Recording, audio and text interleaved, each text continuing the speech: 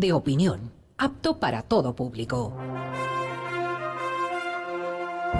Democracia M y Democracia TV presentan Diálogos con Francisco Rocha. Diálogos. Diálogos.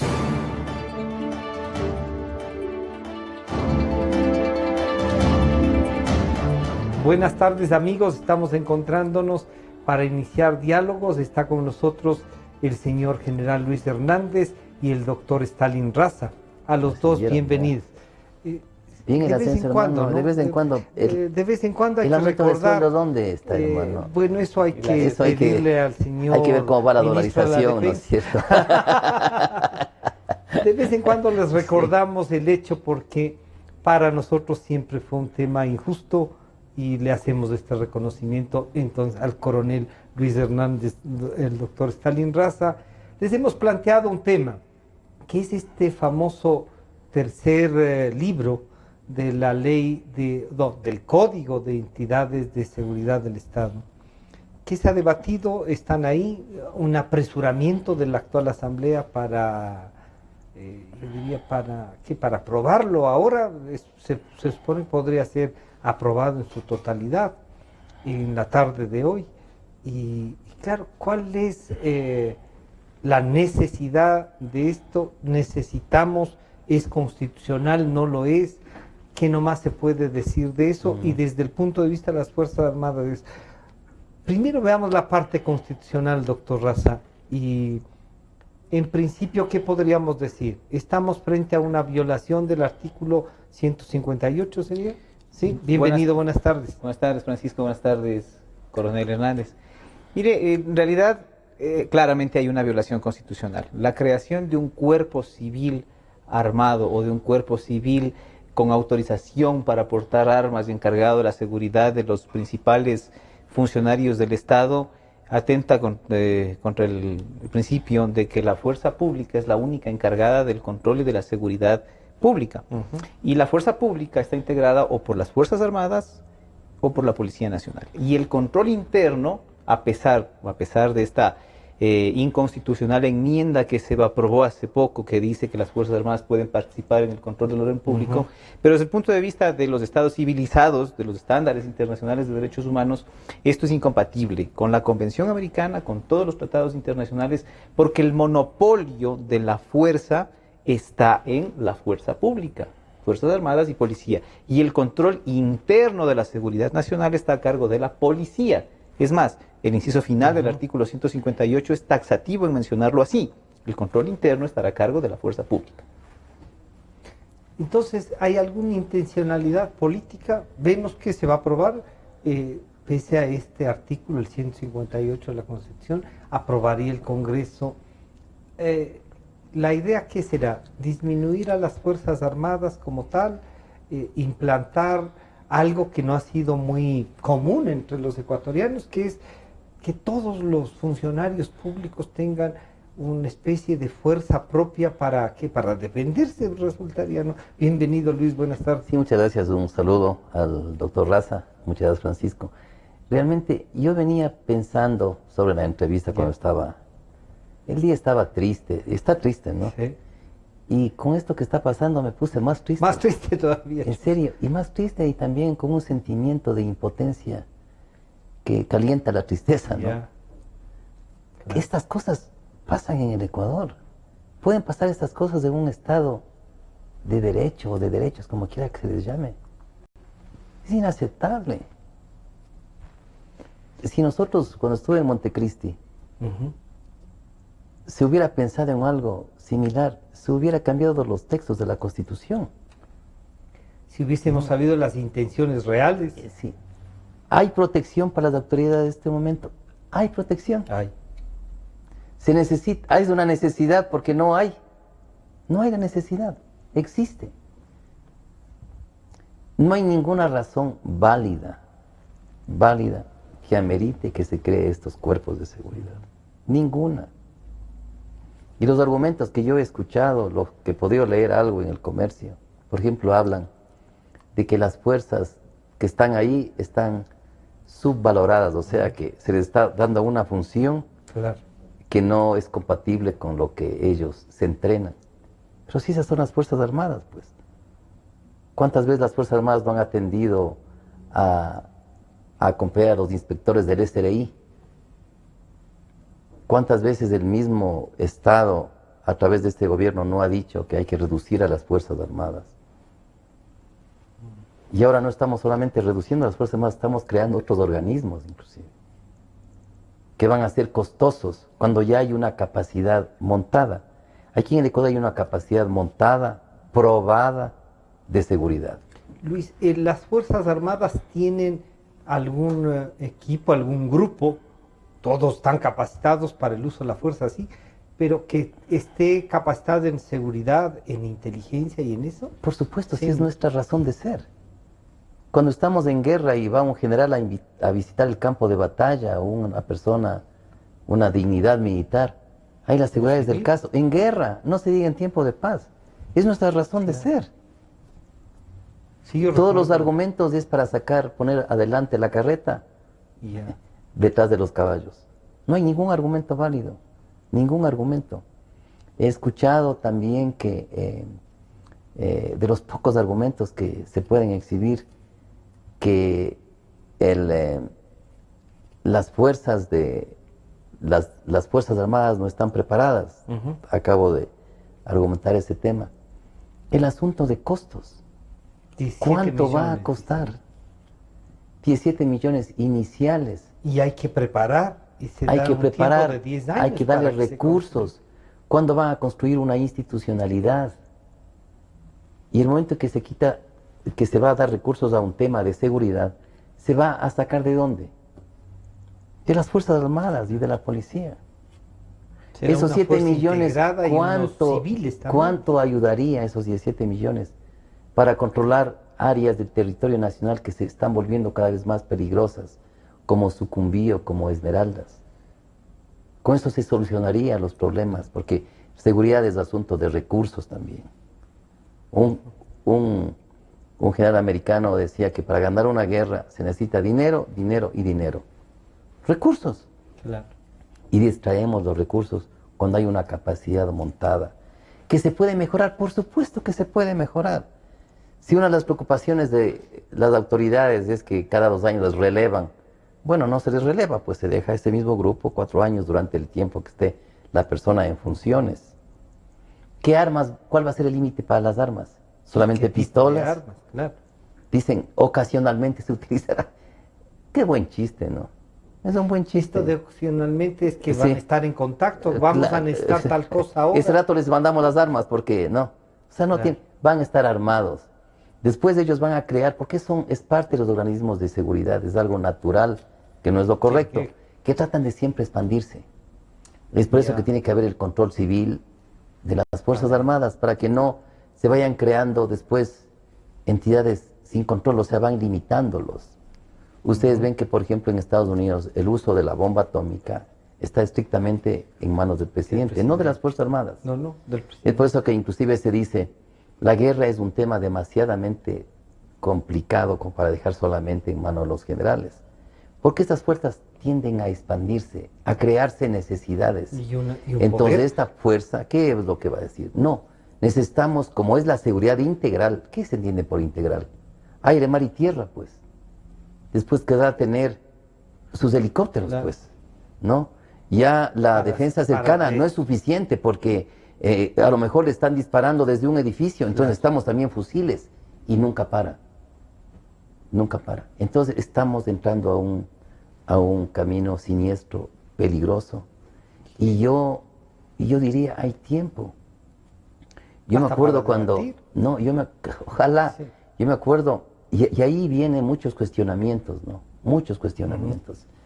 Cuando ciertas personas por votar proyectos que no son los adecuados, que ellos saben que no son los adecuados, sacrifican el futuro del país cambiando por su futuro político y, ¿por qué no decirlo, también por su futuro económico? Entonces todas esas cosas, Hay que estimado medir. doctor, estimado Francisco, me entristecen, me entristecen. Quizá el día nos acompañe. Doctor Raza, Stalin, esta posibilidad y esta posición de alguien que ha vivido por dentro y con experiencia en seguridad, acompañaba al general Gallardo. Era el oficial de... ¿Qué es el oficial que acompaña? El edecán. El edecán del señor general Gallardo, tanto como comandante y después como ministro de la Defensa, ¿no? Sí. Como ministro de la Defensa también. ¿Qué necesitaría? Una enmienda que la podrían hacer, porque ellos dicen, o reforma constitucional, y de una vez la comisión que trató, que es la de Defensa Nacional y Asuntos Internacionales, se puso de acuerdo y en un informe eliminaron el libro tercero. Pero resulta que de la presidencia les dijeron no, la reactivaron. Y esa decisión de la propia comisión la volvieron a poner. ¿Eso sirve para demandar la inconstitucionalidad o la comisión puede hacerlo así? Sí, mire, Francisco y Coronel Hernández, yo la verdad es que en este caso, como nunca, me niego rotundamente a dar recetas para que se pueda convalidar la constitucionalidad de este proyecto. Porque no es un tema de convalidar. Lo que tiene que pasar acá es que el presidente de la República, al que le toque sancionar este proyecto, que ojalá sea el presidente electo y no el mismo presidente Correa, tiene que objetar por inconstitucional esa parte del proyecto. Si esto no ocurre, si no lo objeta por inconstitucional o si lo deja aprobando el propio presidente Correa, alguien y mucha gente, ojalá, tienen que sumarse para demandar la inconstitucionalidad de la creación de esta fuerza. Entre otras razones por las que decía el coronel Hernández, porque lo que hay que frenar aquí es esta intención expansiva de crear cuerpos especiales armados que después puedan confrontarse con la población civil o que puedan confrontarse con las propias Fuerzas Armadas. Mire, aquí hay que dejarnos de eufemismos. El análisis jurídico está bien hasta cierto punto, pero después hay que buscar y rastrear las razones de fondo de por qué está este proceso en camino. Y la razón de fondo para mí es que el presidente ha tenido en los 10 años una mala relación con las Fuerzas Armadas, producto de su política desacertada con las Fuerzas Armadas.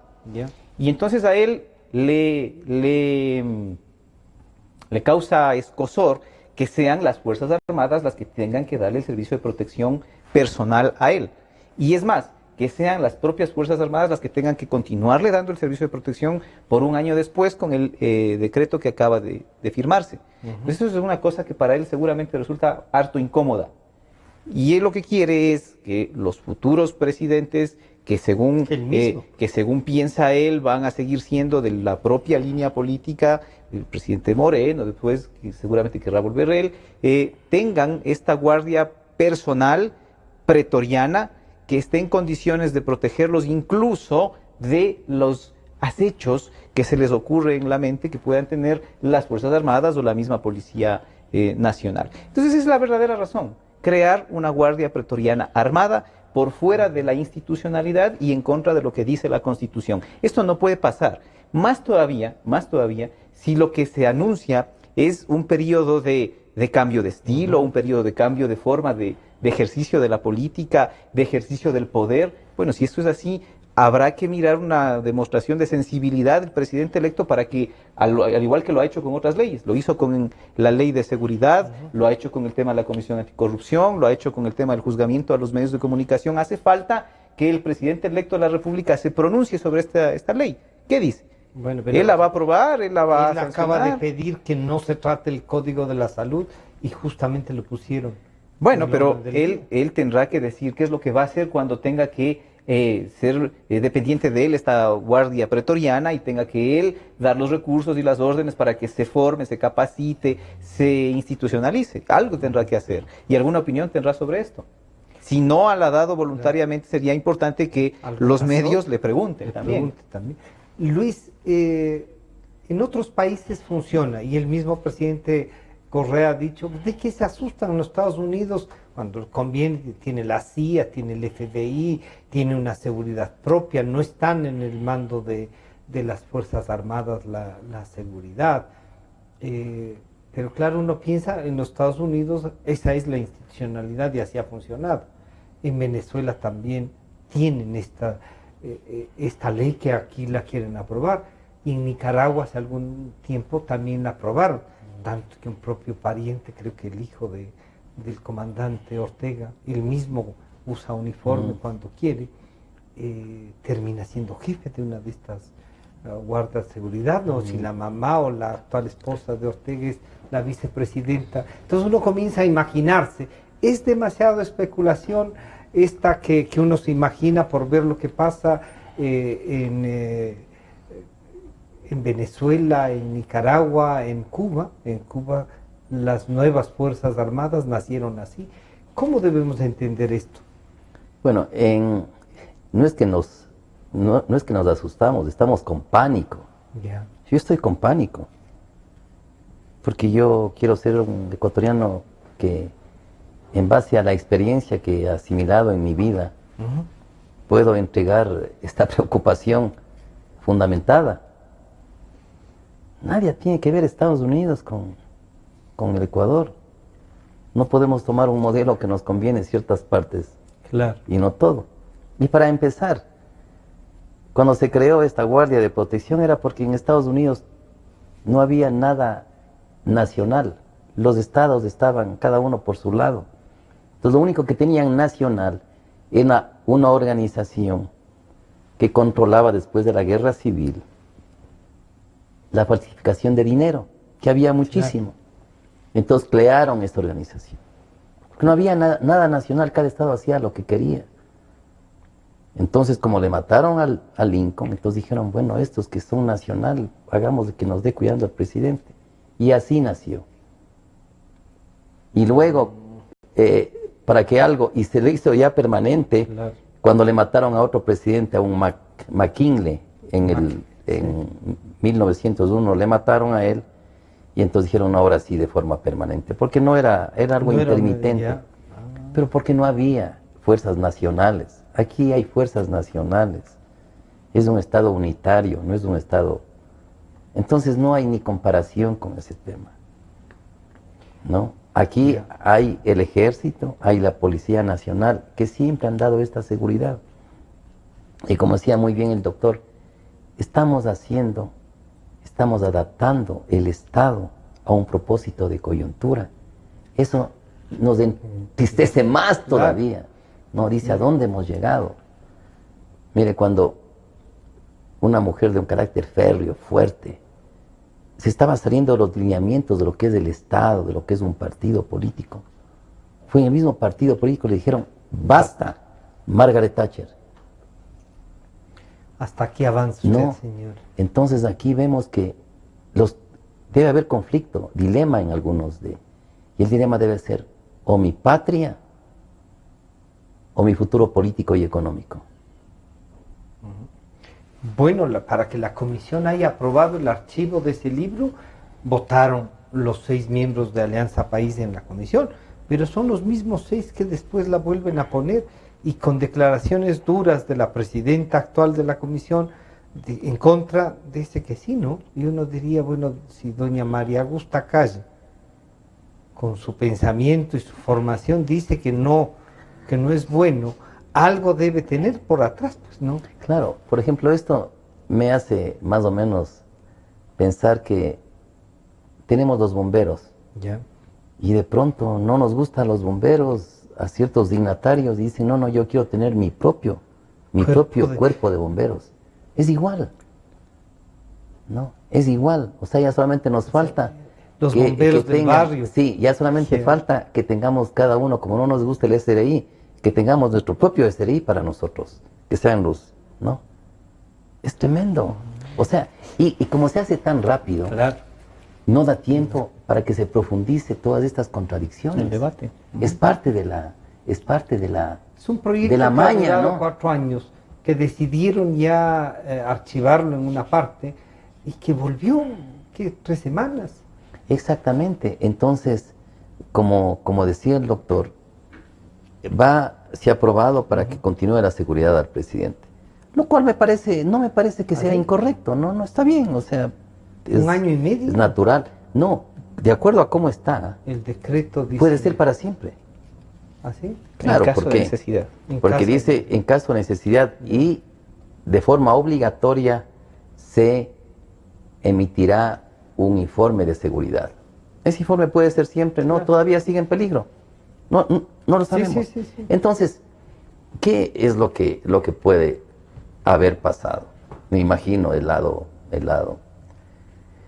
que ciertos dignatarios se sienten ya familiarizados con un grupo y que ese grupo les gustaría que continúe. Eso se puede modificar en los reglamentos militares y de la policía. De manera que continúen y que cuando haya los cambios, si es que hay 10 que protegen, no salgan los 10 pues, sino que salga un tercio, para darle una forma de institucionalidad a la seguridad y continuidad, eso es todo. Pero entrar a construir ese tipo de organizaciones que pueden, las posibilidades de que crezcan sin control y que enfrenten a las instituciones tradicionales de seguridad, están ahí. Recordemos, y la historia ya recoge esto, cuando hubo la invasión de la Alemania nazi a Francia, el gobierno de Vichy construyó su propia milicia para la seguridad, que era el que les protegía solamente a ellos. Y después de este gobierno de Vichy, que no era del Estado de Francia, sino era del gobierno de Vichy, empezó a ser el mayor colaborador de la Gestapo. Y a través de eso empezó a perseguir a los judíos. Y en el francés decir milicia o milice es una mala palabra, como decir lastimosamente Pétain, ¿no? Que el famoso héroe de la Primera Guerra Mundial, que después en la Segunda le consideraron traidor. Entonces, estos experimentos ya han fracasado y han traído mucha sangre, dolor y lágrimas, que es lo que queremos evitar. Doctor Raza, esto podría llevarnos a que usted nos ha dicho que el próximo presidente debería por lo menos tener el derecho de poner el ejecútese o no, y de hacernos saber antes que está pensando en eso. Pero como es una continuidad de gobierno, es el mismo partido el que ha ganado, es el presidente del partido, el presidente de la República,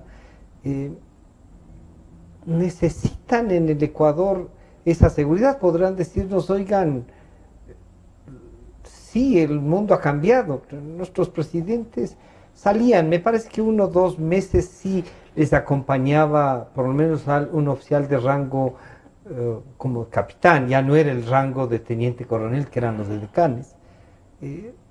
¿Cómo entender, jurídicamente, cómo entender esto? Mire, yo quiero retomar un poco el tema del argumento que se hace de comparar el servicio secreto de los Estados Unidos con este cuerpo que se pretende crear. Y en la línea de lo que decía el coronel Hernández, yo quiero aportar algo adicional.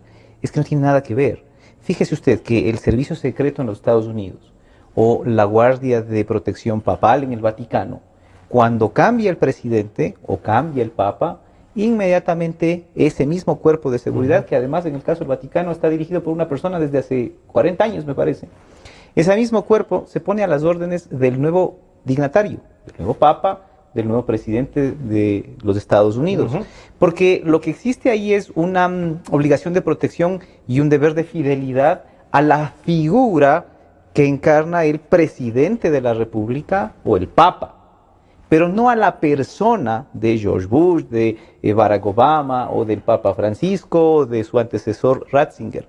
Porque esto es lo que demuestra el grado de institucionalización que existe. Pero no es lo mismo lo que pasa, en cambio, en Venezuela, donde la lealtad se jura a Chávez o se jura a Maduro, o donde acá se empiezan a hacer picnics revolucionarios en las afueras de Quito para crear grupos leales a la Revolución Ciudadana o al presidente Correa, que están capacitándose o que estuvieron capacitándose para enfrentar a la ciudadanía, a la gente civil que estaba protestando. Para eso les estaban entrenando los señores que fueron al picnic revolucionario en las afueras de Quito. Entonces uno dice, no puede ser lo mismo, no existe comparación. Y luego, sí, la necesidad de seguridad para el presidente de la República después de cumplir sus funciones, efectivamente, pero una seguridad, digamos, razonable, ¿no? Sí. O sea, porque también es fácil cuando uno dice, me juego la vida en este proyecto, entonces uno tiene que aceptar también las consecuencias que significa aquello, pues. De que cuando uno sale después de haber tomado las decisiones que ha tomado, tiene que enfrentar las consecuencias De a las esas que decisiones, todos a las están que, expuestos. Todos estamos expuestos a eso. Yo vengo a decir algo aquí en esta radio, me expongo a que afuera Alguien no esté de acuerdo correísta y- no esté de claro. acuerdo y tengo que asumir las consecuencias de eso. Que puede venir a decirme cordialmente, señor, no estoy de acuerdo con lo que usted dijo, o que me puede insultar en la calle o agredir en la calle. Bueno, a los periodistas nos ha pasado con frecuencia eso. Pero por supuesto, Pero ahí hay una cosa, si es que el presidente Correa en realidad se va, cosa que a mí personalmente no me gusta que se vaya, porque creo que debería enfrentar aquí y hay que le den la guardia, ¿en Bélgica podrán usar las armas si es que de ser necesario? ¿Cómo harán un trabajo ahí los de seguridad en Bélgica? claramente no. Ya. La protección, las leyes. la protección con la que pueda viajar el presidente de la República en el caso de que lleve su protección a Bélgica serán acompañamiento civil, pero esta gente civil que será vista como civil en Bélgica tendrá que someterse a los procedimientos de autorización de porte de armas, que se somete cualquier guardaespaldas privado para una persona que requiere de servicio de guardianía privada. Pero no creo que en Bélgica vayan a hacer un convenio con el Ecuador para permitirles llevar armas de dotación militar nacional para la protección presidencial en y Bélgica. podrán decir, oiga, no se preocupe que aquí tiene usted protección. De acuerdo a la ley me decían, en Bélgica no se puede portar armas. No lo sé, no sé ¿No? si en Bélgica Sí, se puede o no. yo creo Por que, favor, como dice el Luis. doctor, va a ser muy difícil, porque Ya. es desconfiar de un Estado, ¿Verdad? como aquí se está desconfiando de la policía y de las Fuerzas Armadas, ¿no? Y eso lo ha dicho Es una ofensa. de una forma reiterada Fernando Bustamante. Ujú. Él ha ido más allá, ha dicho, es un golpe a las Fuerzas Armadas y a la policía, ¿no? O sea, quiere decir, ustedes no No están capacitados. están, o no sirven, ¿no? Claro. No sirven. Entonces, es una pena que no sirva empecemos por la policía, que el mismo ministro Serrano, que ya no está, dijo que hemos alcanzado los más altos niveles de seguridad en Sudamérica, y yo creo que en algunas cosas sí hemos avanzado. Entonces quiere decir que es una buena policía. Fuerzas Armadas, cuando nos tocó la prueba de fuego en el CENEPA, demostramos que estamos en condiciones, y parece que acá no es suficiente. Entonces, ¿qué es suficiente? ¿No? Y además, nosotros cuando juramos, nosotros sabemos muy bien el uso de las armas. Inclusive cuando estábamos en el CENEPA, por esa propia formación, utilizábamos la violencia de forma discriminada y progresiva. Nosotros podíamos haber hecho mucho daño al Perú, muchísimo daño. Y nos quedamos con el daño necesario únicamente. Entonces está en parte de Quienes nuestra preparados doctrina. es la- Usted la- ve que nosotros, por ejemplo, a lo largo de lo que se ha visto, las Fuerzas Armadas nunca han disparado a una manifestación. Claro. Nunca. Nunca. Estas personas tendrán el mismo control y el la- mismo control. Nosotros cuando juramos ante la bandera, soldados, oficiales, juramos defender la Constitución y las leyes de la República. Y en base a eso hemos hecho una institucionalidad que toma años y que es fruto también de errores. Claro. ¿Cuándo estas personas van a lograr ese tipo de institucionalidad? ¿A quién va a ser su lealtad? ¿A quién va a ser su lealtad? Porque el soldado, el policía, está con el presidente, a quien le ve como su comandante en jefe. Y cuando va a cumplir la misión de protegerle, está protegiendo a través de él a la Constitución y a las leyes. Y eso es fruto de mucho trabajo, de mucha instrucción, de muchos ejemplos y también de errores. Entonces, lo que se está haciendo en este momento es creando una fuerza que no sabemos bajo qué valores, los valores del partido, los valores coyunturales. ¿Estará ya un poco reglamentado eso y cómo hacerlo? ¿Y solo están esperando la ley? ¿Podría pasar eso? Podría ser, no lo sabemos, no lo Claro, sabemos. ese es lo- Tenemos que, a lo mejor ya tienen personal, es posible, no lo sabemos. Pero como decía el doctor, va a haber muchas demandas de inconstitucionalidad, porque ese es un Estado democrático. Claro. Y esos son los recursos que tenemos. Entonces yo creo que como se dice normalmente en inglés, es un unfinished business. Ya. Es un negocio todavía no terminado. No terminado. Con las consecuencias de inestabilidad que puede traer lamentablemente. para el nuevo gobierno. Entonces yo creo que en estos momentos cruciales, yo creo que podría haber un pronunciamiento del presidente electo Lenín Moreno y decir, creo que este tema tenemos que tratarlo con más debate y con más tiempo. Veamos. Y por ahora no vamos a hacer un corte y vamos a continuar, no solo por el tema, sino que es indispensable que podamos sí, nos vamos a un corte, está Diego ya. Enseguida volvemos con el coronel Luis Hernández y el señor doctor Stalin Raza para tratar el código de las entidades de seguridad. Enseguida volvemos. En un momento regresamos con Diálogos por Democracia M y Democracia TV. Democracia. Sobre la emergencia de gas y energía que se está viviendo en la costa Caribe. Democracia. Rusia retoma críticas por retenidos en base naval de Estados Unidos. Democracia. Formulé el primer pedido histórico de perdón a las víctimas de las graves violaciones de los derechos humanos.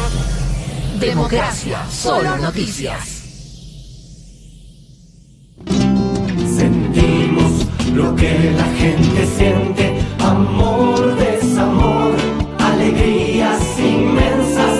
Decimos lo que la gente quiere, pasión, discusión, democráticamente. Democracia, la radio de la gente. Democráticamente, la radio de la gente. Democracia, la radio de la gente. Democracia. Desde el Distrito Metropolitano de Quito, Cadena Democracia, la radio de la gente. Francisco Rocha está de vuelta con Diálogos por Democracia M y Democracia TV.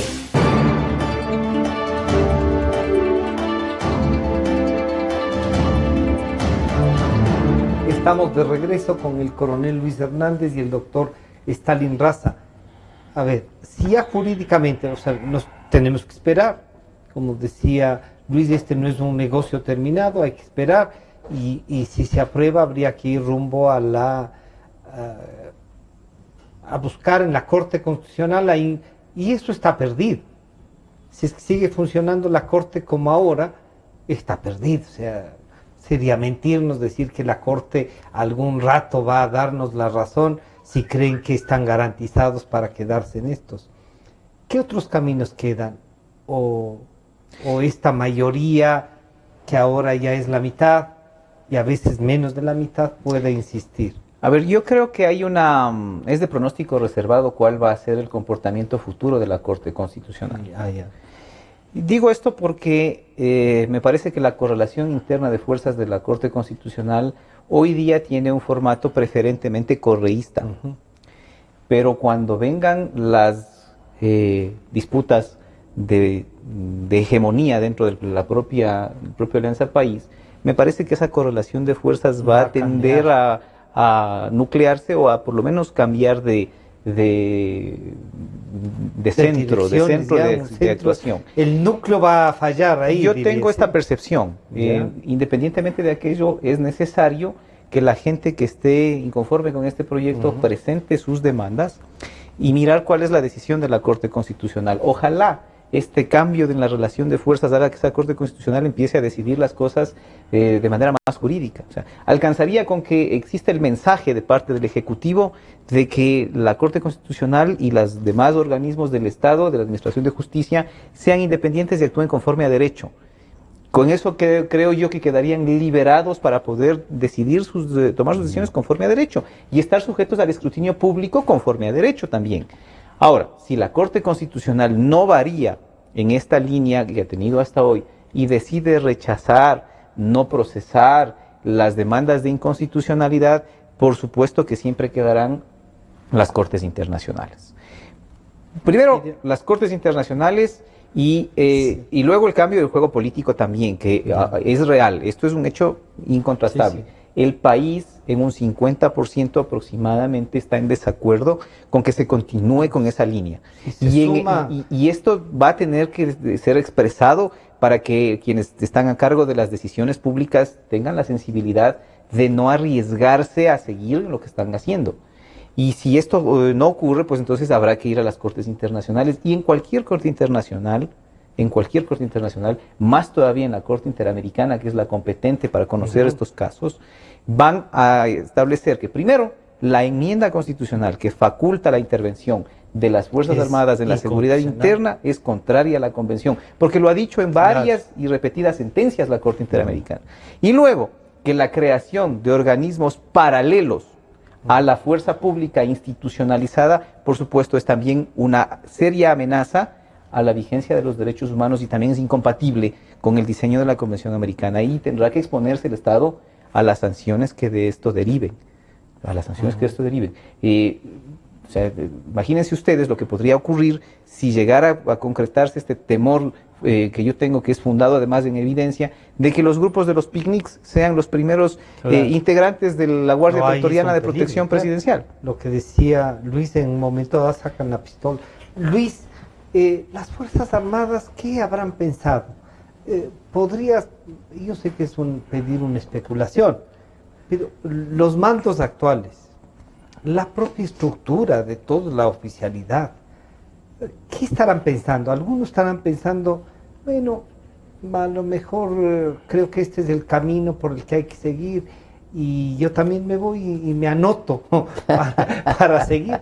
¿Puede pasar eso? Bueno, yo creo que parte de los deberes de las Fuerzas Armadas y de los Estados Mayores es hacer un análisis prospectivos de los escenarios de violencia, porque es la tarea, ¿no? Claro. Y estar analizando qué es lo que está pasando en el entorno. Entonces, ante la creación de estos organismos, o posible creación, tiene que haber los estudios de Estado Mayor pertinentes. Y tiene que haber las recomendaciones pertinentes. Debe haber. Debe haber. O de no están haciendo su trabajo, lo cual no lo creo. ¿Les han preguntado? Ellos tienen de todas maneras tienen que mandar sus recomendaciones. Entonces yo creo que tiene que haber recomendaciones del Ministerio de Defensa. Y en el Comando Conjunto. Tiene que haber. Inclusive me parece que ya hubieron cuando se archivó este libro. Ya. Recomendaciones. Ahora, ¿qué pasó con esa una recomendación? Es una recomendación. Claro. Para que tomen entonces saben que no es una decisión de ellos, sino que tomen las instituciones. Tradicionalmente, las recomendaciones tienen que ser canalizadas. Porque una recomendación significa que hay una preocupación. Y una preocupación no atendida puede convertirse en un malestar. Y los malestares pueden tener diferentes válvulas de escape. Y ahí vienen justamente los comandantes para hacerse escuchar, en este caso por nivel político. Este es muy bien aprendido en la relación civil-militar en muchos países. Y vamos al ejemplo de Estados Unidos.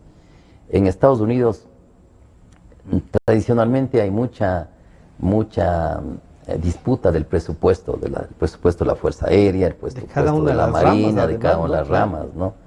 Que ya los nuevos estrategas dicen, no hace falta tener los barcos porque podemos mandar un bombardeo desde Estados Unidos, ¿para qué tener el barco?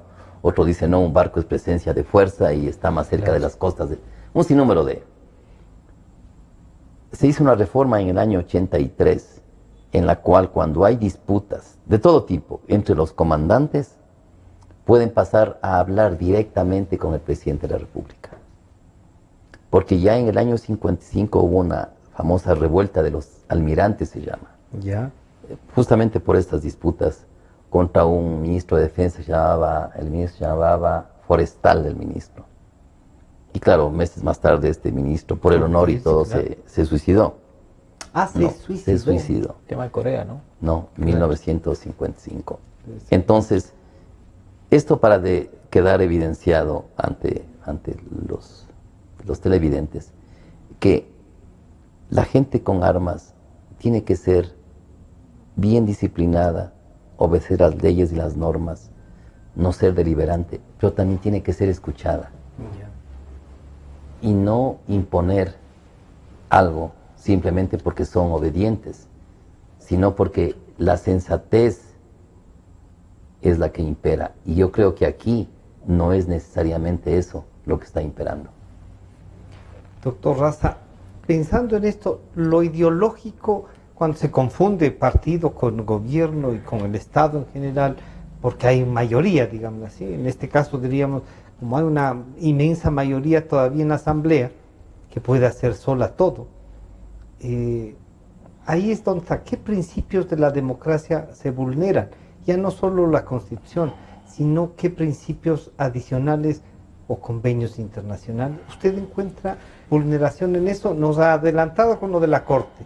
Sí, a mí me parece que hay que fijarse cuál es el centro de atención. Ya. Si el centro de atención en la creación aún de un servicio de protección presidencial dependiente, como creo yo que debería ser, para ser compatible con la Constitución de las Fuerzas Armadas o de la Policía Nacional, es decir, crear un grupo especializado para eso, porque sí, está bien. Si vamos a poner a personas que están destinadas a otros servicios, a algo que es incompatible con su función, estamos desaprovechándolos, y esto es real. Pero bueno, que sean dependientes de la propia institución. Pero el problema no es ese, eso es un problema de tipo operativo. El problema tiene que ser de tipo doctrinario, como decía el coronel Hernández. ¿Cuál es el enfoque que estamos dando? O tenemos el punto de mira en los principios de la República, porque creemos en la República, porque creemos en la democracia, o tenemos el punto de mira en la lealtad personal, porque creemos en la figura popular, mesiánica, de un líder ideológico, y entonces el tema es que tenemos que ser fieles al partido político, porque entonces ahí está la definición de por dónde vamos. Si este es un Estado republicano, como lo dice la Constitución, en uno de sus elementos fundamentales, entonces tenemos que casarnos y comprometernos con los principios de la República.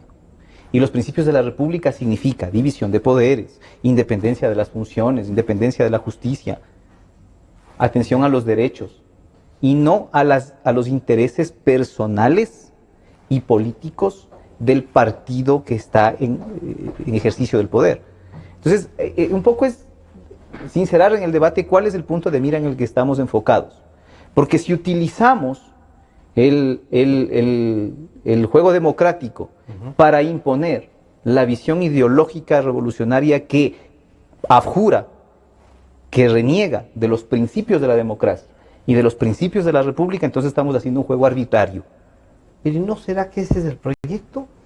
Que aquí hay un proyecto que no lo hemos leído bien, incluso en la declaración cuando comenzaba hace 10 años. Sí, es probable, pero hace 10 años no se nos vendía eso. Lo que se nos vendía es, hay que hacer una sustitución del manejo hegemónico de poder de partidos políticos, del manejo hegemónico del poder económico, y con eso estábamos de acuerdo todos. Pero resulta que hoy, después, bueno, estábamos de acuerdo la mayoría, después de 10 años, lo que ha ocurrido es que no se ha podido, por suerte, y por la propia profesionalización de las Fuerzas Armadas, no se ha podido cooptarlas.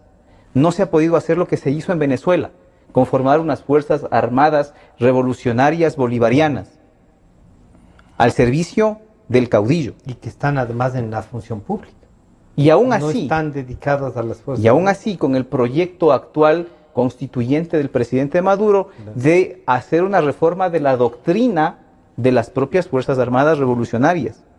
Claro. Y peor todavía, aquello de entregar un fusil a cada militante revolucionario para que defienda su revolución, aunque no fuera militar, aunque fuera civil.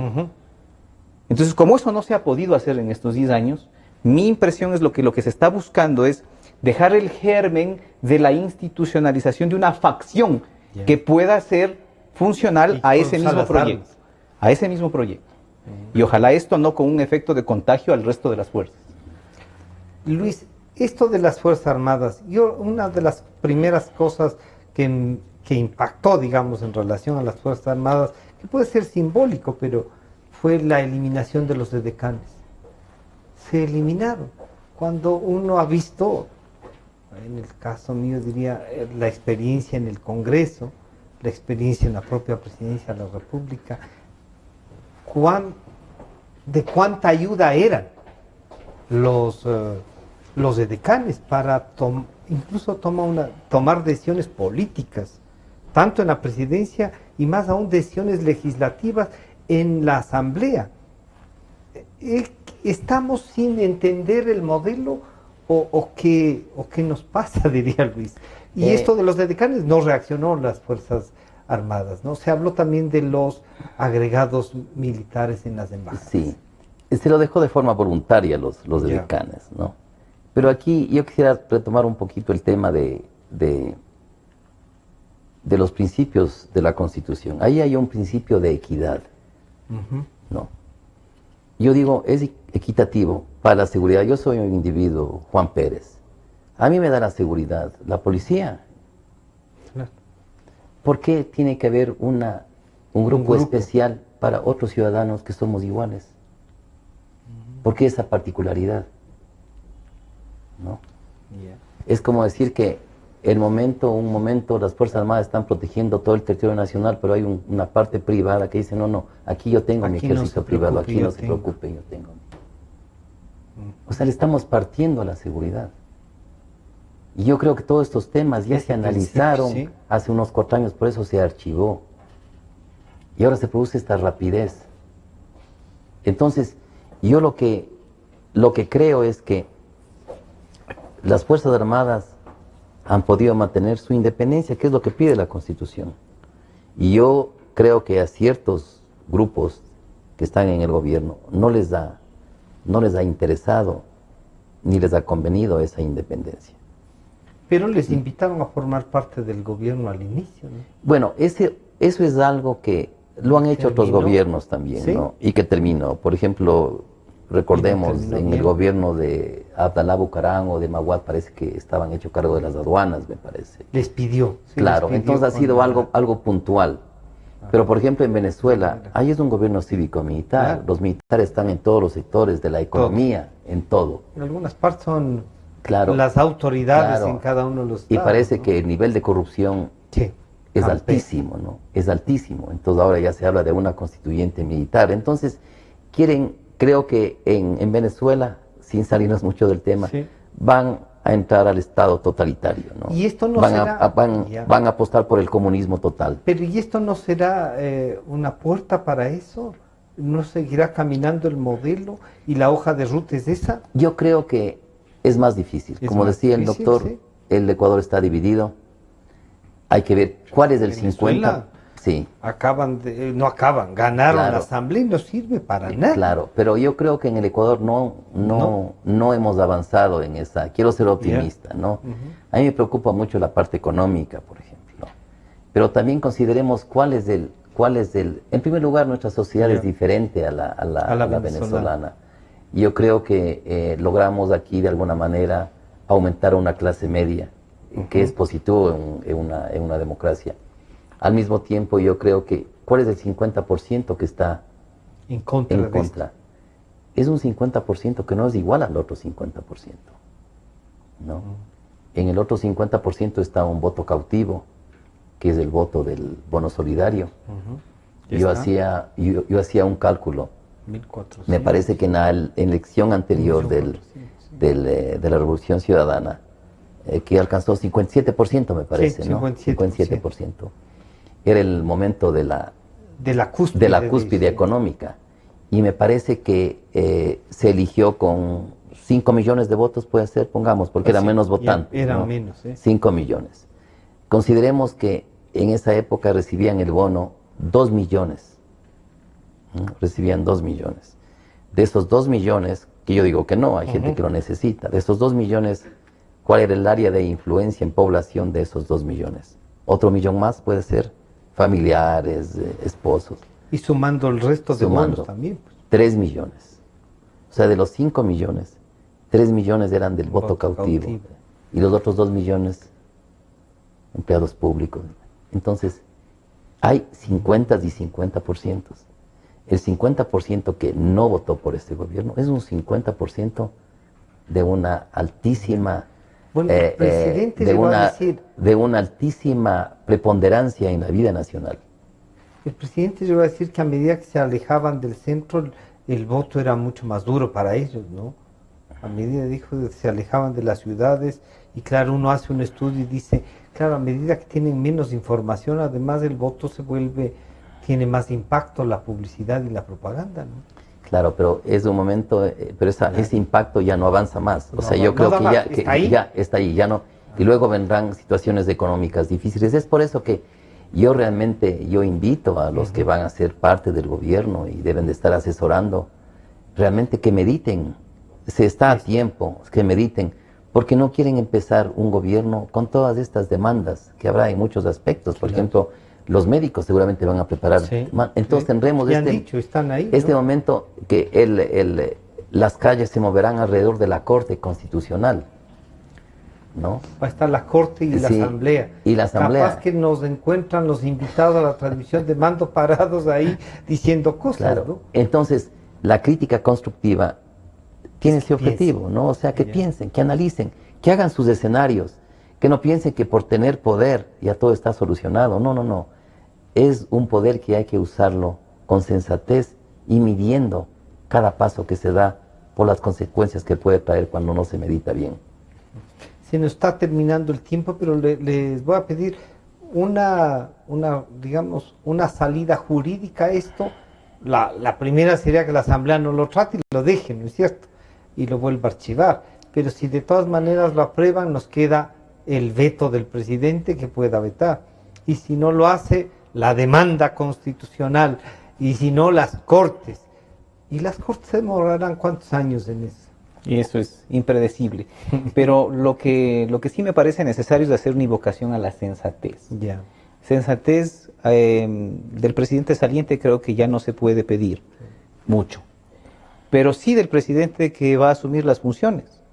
O sea, el presidente que va a asumir las funciones debería decirle a su antecesor: deja esto para que sea yo quien analice el veto, la sanción, la objeción que pueda presentarse. Déjame para destrabar, que no se vea esto como uno de los últimos estertores del capricho del presidente saliente.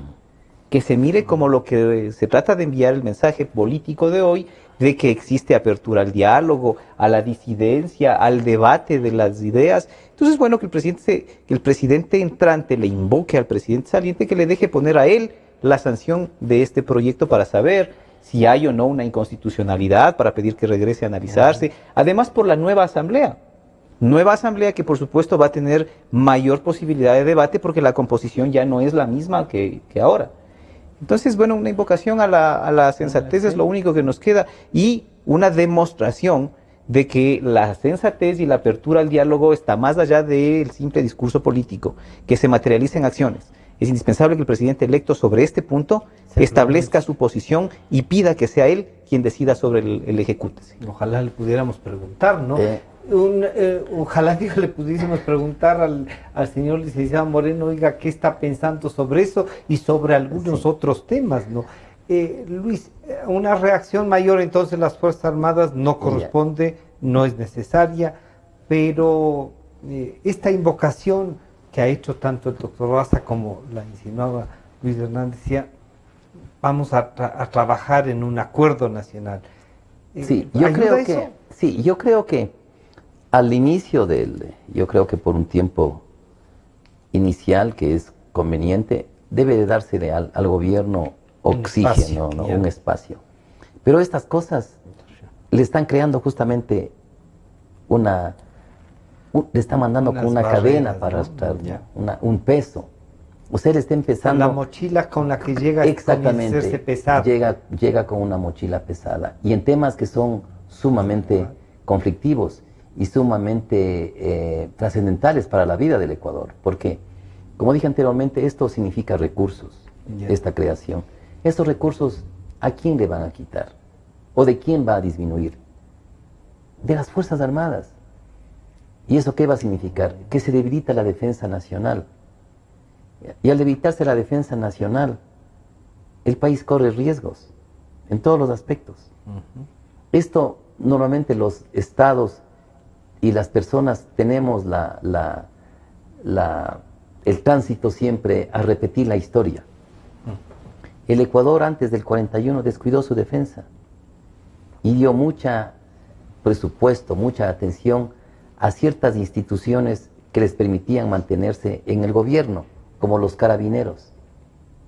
Se descuidó la defensa, perdimos el Amazonas. Y no duraban. Hubo una guerra, en el 44 hubo una especie de guerra civil que se acabó los carabineros, la guerra de los 4 días, y ahí empezó la Policía Nacional. O sea, cosas parecidas ya han pasado en nuestra historia. Ha habido los ejércitos republicanos, conservadores Y liberales. y liberales. Con Eloy Alfaro se hizo el Ejército Nacional y eso ha contribuido para que seamos un país que en los últimos 100 años podemos enorgullecernos de no tener guerras civiles, de no tener insurgencia. O sea, nuestra seguridad ha funcionado. Para hacer estos experimentos, ¿qué? Crear un futuro de incertidumbre y de peligro para toda la sociedad. ¿Eso es lo que quieren?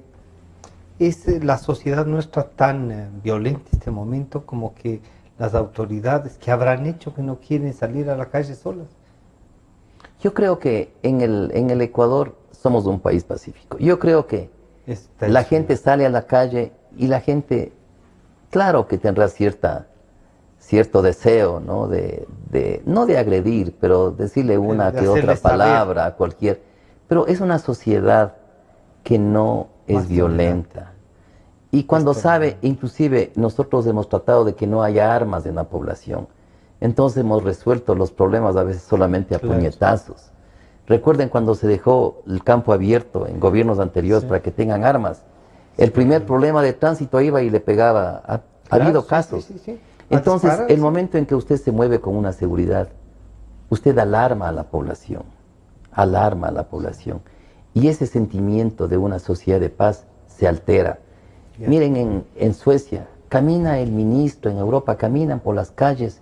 Y claro, hay gente que no ha votado por ellos, pero se acostumbra a una convivencia de respeto y no a una convivencia de miedo, que es lo que se quiere establecer, y los ecuatorianos tenemos que luchar para que eso no suceda.